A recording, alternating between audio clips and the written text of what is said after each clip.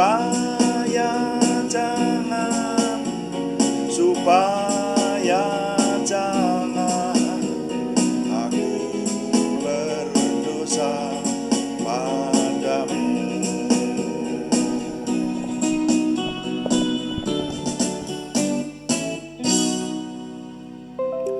Kami mengucap syukur untuk malam hari ini. Tuhan memberkati kami. Kami mempersembahkan doa malam kami. Tuhan yang memimpin semuanya, kami persembahkan untuk kemuliaan nama Tuhan. Ketika nama Tuhan kami muliakan, kami semua diberkati. Dalam nama Tuhan Yesus Kristus kami berdoa. Haleluya, amin. Selamat malam Bapak Ibu Saudara sekalian yang sudah bersama dengan kita di sini dalam doa malam hari ini. Doa malam melalui online ini diadakan secara iman Kristiani dengan dasar keyakinan kepada Tuhan Yesus Kristus, Yeshua HaMasyiah, Juru Selamat dunia, Imam Besar Agung kami. Dan firman Tuhan yang didokumentasikan dalam kitab suci Perjanjian Lama serta Perjanjian Baru menjadi pegangan kami, pegangan kita sekalian. Saudara, doa malam sekali lagi kami ingatkan ditujukan untuk menjawab pertanyaan. Karena itu kalau ada pertanyaan dari saudara seiman yang ingin supaya kami menjawabnya, silahkan dikirimkan kepada kami. Nanti akan menjadi tema-tema dalam doa malam kita. Nah, saudara, kali ini kita masih ingin melanjutkan pemahaman mengenai waktu, ya, dalam hubungannya dengan segi-segi kehidupan. Yang kita pahami dari kitab Pengkhotbah pasal 3 ya, itu cukup menarik perhatian. Karena di situ dinyatakan tentang waktu, tapi hubungannya dengan 14 poin segi-segi kehidupan yang penting dalam kehidupan manusia. Dan ini perlu kita renungkan satu persatu. Hari-hari ini kita merenungkannya. Itu kita sudah sampai yang sekarang ini kayaknya yang ke-7 kalau nggak salah. Ya. Kita baca dulu aja. Pengkhotbah pasal yang ketiga ayat 1 mulai. Ya, ini yang sudah kita renungkan ayat 1, 2, 3, 4 ini ya. Tapi ada baiknya kita ulangi membaca. Untuk segala sesuatu ada masanya, untuk apapun di bawah langit ada waktunya. Ada waktu untuk lahir, ada waktu untuk meninggal, ada waktu untuk menanam, ada waktu untuk mencabut yang ditanam, ada waktu untuk membunuh, ada waktu untuk menyembuhkan. Ada waktu untuk merombak, ada waktu untuk membangun. Ada waktu untuk menangis, ada waktu untuk tertawa. Ada waktu untuk meratap, ada waktu untuk menari. Nah, ayat 5 yang hari ini akan kita renungkan. Ada waktu untuk membuang batu. Ada waktu untuk mengumpulkan batu. Makanya judul renungan malam ini adalah ada waktu membuang batu. Ya, sekali lagi ini di kitab Pengkhotbah ini dinyatakan ini ada 14 poin atau 14 hal yang ditunjukkan kepada kita dengan plus minusnya. Dan itu sudah kita teliti sampai mulai dari yang pertama dulu mengenai ada waktu untuk lahir, ada waktu untuk meninggal gitu. Sudah kita renungkan. Ada waktu untuk tertawa, ada waktu untuk menangis, ada waktu untuk meratap, ada waktu untuk menari dan seterusnya itu. Nah, sekarang kita sampai di sini dinyatakan ada waktu untuk membuang batu, tapi ada waktu untuk mengumpulkan batu. Ini maksudnya apa? Nah, ada sedikit catatan, saudara-saudara sekalian. Ketika saya membandingkan dengan terjemahan lain, nah itu makanya kita itu perlu kadang-kadang membandingkan dengan terjemahan lain. Dan ada yang menjadi pertanyaan buat saya, dan jawabannya yang saya dapatkan saya sendiri juga belum puas, tetapi ada jawaban sementara. Karena begini, ini satu ayat ini ayat yang aneh. Betul, bagi saya termasuk ayat yang aneh seperti itu. Kenapa? Karena di terjemahan bahasa Jawa 94. Jadi kalau di internet kita bisa membuka kitab suci dengan berbagai terjemahan itu ya. Di terjemahan itu ada Jawa 81, ada Jawa 94, ada terjemahan bahasa Jawa tahun berapa saya lupa itu. Nah, ini yang 94 itu yang saya dapati kok ini Pengkhotbah pasal 3 ayat 5 itu berbeda. Dituliskan di sini terjemahannya begini. Mangsane mbangun tresno lan mangsane pepisahan. Masanya memadu cinta dan masanya berpisah. Loh, ini kan beda dengan membuang batu. Saya renung-renungkan, saya teliti gitu. Itu ya memang begitu, terjemahnya kok beda ya. Nah, lalu saya mempertanyakan, ini kok beda tuh ini? Apalagi dalam bahasa Indonesia masa kini kan, terjemahan dalam kitab suci kita itu sekarang ini ada berbagai versi terjemahan.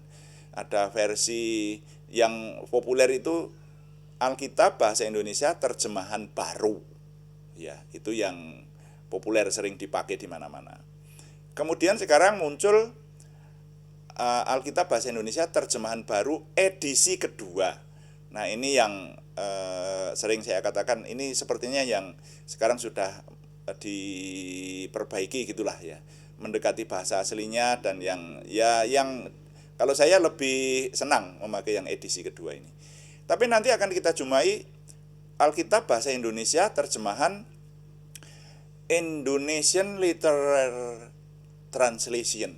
Itu ada versi 1, 2, 3 kayaknya. Itu. Lalu nanti ada Alkitab bahasa Indonesia terjemahan versi mudah dibaca. Itu ada sendiri. Ya. Kemudian dulu juga ada toh yang ini terjemahan sehari-hari, mungkin sama dengan versi yang mudah dibaca itu.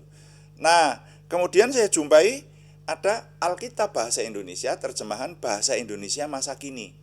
Nah, dalam bahasa Indonesia masa kini ini malah diterjemahkan aneh. Saya baca ini ya. Pengkhotbah pasal 3 ayat 5a ini. Waktu untuk bersenggama dan waktu untuk pantang senggama. Kan jauh ini. Yang umum itu isinya ini diterjemahkan membuang batu atau mengumpulkan batu gitu. Lah di sini kok berbicara masalah senggama, itu kan persetubuhan gitu loh. Nah, ini jadi ada dua terjemahan yang berbeda. Saya sempat diskusi dengan teman-teman yang tahu dan saya belum puas mendapatkan jawabannya, tetapi penjelasannya begini. Kitab Pengkhotbah itu berupa kitab sastra hikmat. Nah, kalau sastra hikmat itu seringkali ada digunakan simbol-simbol. Mungkin, hanya dimungkinkan batu itu ada hubungannya dengan asmara, tapi belum jelas banget kalau bagi saya. Jadi saudara jangan tanya itu penjelasannya bagaimana, saya pun masih mencari-cari saudara ya, dan belum puas jawabannya, tapi faktanya seperti itu. Jadi kalau saudara nanti menjumpai terjemahan ini, kalau saya menggunakan yang terjemahan baru atau terjemahan baru edisi kedua. Jadi saya belum bisa menjelaskan ini kok di yang satu Alkitab, satu terjemahan maksudnya, diterjemahkan membuang dan mengumpulkan batu, yang satu kok menerjemahkannya dengan senggama dan pantang senggama. Ini penjelasannya yang saya dapatkan sementara ini adalah karena kitab Pengkhotbah berisi atau berbentuk sastra hikmat. Nah, sastra hikmat itu dimungkinkan ada hubungannya ke sana untuk budaya pada waktu itu. Tapi baiklah, kita ambil sekarang mengikuti terjemahan baru ya. Terjemahan baru yang saya gunakan adalah mengumpulkan batu dan membuang batu. Kenapa hal ini diberitahukan kepada kita, dianggap penting ya. Kita dari sisi waktu, firman Tuhan mengingatkan bahwa ada waktunya, ada masanya mengumpulkan batu, tapi ada waktunya membuang batu. Nah, saya merenungkannya begini. Sebetulnya urusan batu ini mengumpulkan sama dibuang itu dalam saat-saat seperti apa toh? Kalau saya merenungkan, batu itu benda yang kurang menarik. Iya toh? Bunga itu bagaimanapun juga kecenderungan semua orang tertarik kepada bunga. Melihat bunga itu menarik perhatian, tapi kalau batu itu enggak. Kan begitu ya. Batu yang di jalan itu kan ya batu gitu, benda yang kurang menarik batu itu gitu. Atau katakanlah lukisan itu menarik ya, hal-hal yang lain, pohon tanaman itu lumayan menarik, buah itu menarik. Tapi kalau benda yang namanya batu itu kecenderungannya sebetulnya kurang menarik. Nah, tapi firman Tuhan berkata ada waktunya mengumpulkan batu. Jadi batu itu ada gunanya. Seperti itu. Nah, ini ada pengecualian. Batu itu kurang menarik kecuali batu berharga. Ada batu berharga yang sampai sangat menarik, harganya bisa sampai bermiliar-miliar rupiah, seperti itu. Barangnya kecil gitu. Nah, itu ada waktunya mengumpulkan batu. Berarti kalau berbicara mengenai mengumpulkan batu, itu kalau berbicara mengenai batu umum, itu orang mengumpulkan batu itu mesti hubungannya dengan mau membangun sesuatu, pasti itu. Ya, sejak zaman dulu, zaman kitab Kejadian ditulis, bahkan Yakub dikatakan membuat bangunan dari batu. Waktu dia di Betel itu, di satu tanah dulu namanya Luz, dia bermimpi di situ, kemudian dia mendirikan bangunan berupa tumpukan batu. Itu paling tidak batu ditumpuk-tumpuk itu menjadi sebuah tugu peringatan bagi Yakub. Tempat itu besok akan disebut Betel. Nah, seperti itu. Nah, jadi orang mengumpulkan batu itu untuk membangun. Makanya ini mirip dengan yang kemarin sudah kita renungkan itu ya. Ada waktunya untuk meruntuhkan, ada waktunya untuk membangun. Itu mirip ini. Nah, orang mengumpulkan batu itu sebagai bahan bangunan atau mungkin mengumpulkan sebagai batu berharga. Nah, sekarang membuang batu. Dikatakan di sini ada waktunya untuk membuang batu. Kita merenungkan, kapan sih kita membuang batu? Kalau saya merenungkan, ini firman Tuhan kok berbicara mengenai soal batu ya, lucu, remeh-temeh sekali. Tapi inilah firman Tuhan yang harus kita renungkan, saudara ya. Nah, saya mengingat dalam hidup saya itu membuang batu itu ketika mau menanami sesuatu. Kebetulan saya pernah menjadi petani. Masa kecil saya ada di desa dan saya bertani.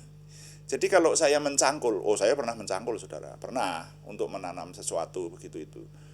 Maka batu-batu itu kalau mencangkul di sebuah tempat begitu ya, yang saya berpengalaman itu berpetak-petak dan berteras-teras. Jadi tinggi rendah seperti itu. Jadi ada namanya sekotak tanah seperti itu. Nah, itu kalau di situ itu sedang saya cangkuli untuk ditanami sesuatu, maka batunya dipinggirkan, dibuang, supaya tanahnya itu murni hanya tanah saja, tanpa ada batunya. Itu waktunya membuang batu. Lalu saya mengingat lagi, begini, saya pernah punya pengalaman menarik. Kami membuat rumah baru. Waktu saya sekian tahun setelah menikah, membeli tanah kemudian membangun rumah. Nah, ketika membangun rumah itu tanahnya kurang, saudara. Ya, jadi ada tanah-tanah yang perlu ditimbun dengan tanah yang lain. Waduh, sehingga saya berjuang mencari timbunan tanah itu. Pada waktu itu dananya juga terbatas dan seterusnya. Jadi sampai minta-minta. Ada gembala sidang kami itu berkata, saya punya tanah sisa, nanti saya buang ke tempatmu ya. Waduh, senang sekali saya seperti itu. Jadi karena tanah kami kurang, ada tanah yang berlubang lah istilahnya begitu, rendah, harus ditutup dengan tanah. Tapi ketika saya membangun lagi beberapa tahun yang lalu, saudara, beberapa tahun yang lalu saya meninggikan bangunan kami lah seperti itu, sehingga ada waktunya menggali tanah. Nah, hasil dari galian itu kan berarti menumpuk seperti itu. Dan setelah bangunan jadi, ternyata ada banyak batu yang sisa, saudara. Ada tanah-tanah dan campur batu yang sisa. Wah, lah saya jadi kerepotan. Waduh, ini dibuang kemana? Jadi orang hidup itu seperti itu, kalau menurut saya. Ya, ada waktunya dulu mengumpulkan batu gitu sampai minta-minta gitu. Tapi sekarang jadi repot, kemana mau dibuang ini? Ya gitu. Ya, Kan mau dibuang di tempat sampah enggak bisa. Membuangnya harus di tempat khusus. Ya terpaksa akhirnya nyuruh orang untuk dibuang dengan mengeluarkan biaya. Seperti itu. Ada waktunya membuang batu. Nah, peristiwa ini menunjukkan kepada saya, kepada kita sekalian, bahwa dalam hidup ini kadang-kadang kita menghadapi ada sesuatu yang menyenangkan dan tidak menyenangkan. Ada sesuatu pekerjaan yang mudah, tapi ada yang kelihatannya sulit dan aneh. Ya seperti yang saya alami terakhir itu tadi kan aneh ya. Ada waktunya saya butuh tanah huruk, tanah untuk menimbun itu sampai minta-minta. Tapi ada waktunya ketika sudah sisa malah pusing untuk bagaimana membuangnya. Jadi hidup itu seperti itu. Firman Tuhan rupanya mengingatkan ada waktu senang, ada waktu susah. Nah, ini. Jadi kitab pengkhotbah ini intinya mengingatkan soal itu sih. Tetapi ada spesifikasi yang disebutkan, ada 14 hal, 14 spesifikasi yang disebutkan di sini. Nah, sehingga renungan singkat ini saya mendapatkan nilai yang dapat saya impartasikan, bunyinya begini. Orang beriman diingatkan untuk siap sedia menghadapi pekerjaan-pekerjaan yang kadang menyenangkan, kadang kurang menyenangkan. Seperti itu. Ya, kadang mudah, kadang-kadang penuh perjuangan. Nah ini. Jadi orang beriman, sekali lagi, orang beriman diingatkan, firman Tuhan ini mengingatkan kita, itu ya. Orang beriman diingatkan untuk siap sedia menghadapi pekerjaan-pekerjaan atau kewajiban-kewajiban yang kadang menyenangkan, kadang kurang menyenangkan. Tuhan dipuji, amin. Mari kita berdoa. Kita akan berdoa sesuai dengan yang Tuhan ajarkan. Bapa kami yang di surga, dikuduskanlah namamu, datanglah kerajaanmu. Jadilah kehendakmu di bumi seperti di surga. Berikanlah kami pada hari ini makanan kami yang secukupnya, dan ampunilah kami akan kesalahan kami, seperti kami juga mengampuni orang yang bersalah kepada kami. Dan janganlah membawa kami ke dalam pencobaan, tetapi lepaskanlah kami daripada yang jahat, karena Engkaulah yang empunya kerajaan dan kuasa dan kemuliaan sampai selama-lamanya. Dalam nama Tuhan Yesus Kristus kami berdoa. Amin. Demikian doa malam hari ini. Kami selalu mengingatkan bahwa doa malam live streamingnya ditayangkan setiap jam 6 malam atau jam 18 waktu Indonesia Barat. Saudara kalau mau mengikuti live streamingnya pada jam tersebut, mencari di channel kami, nanti bisa saling berkomunikasi ya. Paling tidak bisa chatting melalui kolom chatting itu ya. Tapi kalau terlambat, baik doa pagi maupun doa malam, saudara-saudara ya, itu tidak ada kata terlambat. Saudara masih bisa mengulangi mendengarkan renungan ini dengan membukanya di channel kami. Seperti itu. Wah, puji Tuhan, sekarang ini Tuhan memberikan kemudahan-kemudahan bagi kita untuk bersekutu dan juga untuk mempelajari firman Tuhan. Nah, ada juga doa pagi, jadi saya semakin tekankan ya, bahwa kecuali doa malam, ada doa pagi yang diadakan setiap hari, Senin sampai Sabtu jam 5 pagi. Hanya temanya berbeda. Ya, kalau doa pagi itu membaca seluruh isi Alkitab dan doanya lebih panjang, mendoakan syafaatnya lebih lengkap dan seterusnya. Kalau doa malam kecenderungannya menjawab pertanyaan seperti itu. Terima kasih kepada semua yang sudah mendukung, dan kami tetap mengharapkan dukungan Anda, setidaknya dukungan doa. Terima kasih yang belum berikan subscribe, berkenan berikan subscribe, like, komen, dan share, bagikan kepada teman-teman lain, sehingga lebih banyak lagi yang diberkati bersama dengan kita. Selamat malam, Tuhan memberkati, amin.